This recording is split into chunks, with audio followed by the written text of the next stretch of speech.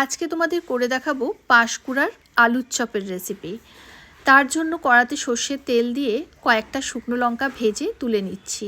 এবারে ওই তেলের মধ্যে দিয়ে দিচ্ছি পেঁয়াজ কুচি। পেঁয়াজটা একটু লাল লাল করে ভাজা হয়ে গেলে তার মধ্যে দিয়ে দেব রসুন বাটা আর দিয়ে দেবো আদা বাটা। রসুন আর আদাটা ভালোভাবে আমাদের কষিয়ে নিতে হবে। তারপর এর মধ্যে অল্প একটু হলুদের গুঁড়ো দিয়ে দেবো আর দেবো অল্প একটু ধনের গুঁড়ো।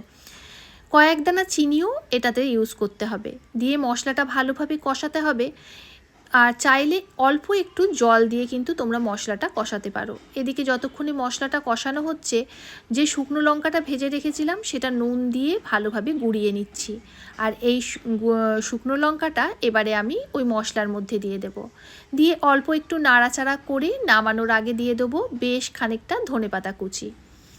এবারে তোমাদেরকে বলি যে পাঁশকুড়ার আলুর চপ অন্য জায়গার চপের থেকে কেন আলাদা।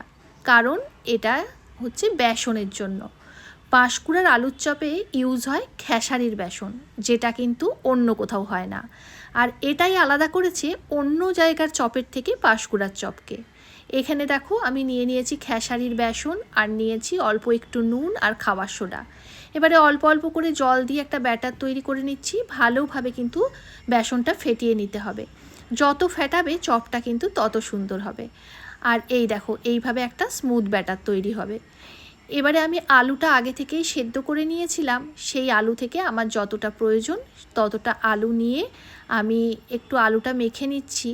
আর এবারে আমার এই মশলা থেকে অল্প একটু মশলা নিয়ে আলুর মধ্যে মেখে নিচ্ছি। নুনটা তো আমি যখন লঙ্কাটা গুঁড়ো করি তার মধ্যে দিয়েছিলাম, আর অন্য কোনো নুন দিইনি। পরে যতটা আমার নুন লাগবে অল্প একটু নুন আমি মিশিয়ে নিলাম। আর এবারে আলু থেকে অল্প একটু গোল করে নিয়ে এই একটু শুকনো বেসন রেখেছিলাম তার মধ্যে কোট করে ব্যাটারে ডুবিয়ে সাদা তেলে ভেজে নিচ্ছি। এই দেখো তোমাদের আর একটা করে দেখিয়ে দিচ্ছি। ঠিক এইভাবে শুকনো বেসনে প্রথমে কোট করে নেবে, তারপর আমাদেরকে ব্যাটারে ডুবিয়ে সাদা তেলে ভেজে নিতে হবে। আর তাহলেই রেডি আমাদের গরমা গরম পাঁশকুড়ার চপ। খুব ক্রিস্পি হয় এই চপটা। তোমরা একবার ট্রাই করে দেখতে পারো। আর ভালো লাগলে প্লিজ আমার চ্যানেলটাকে সাবস্ক্রাইব করো।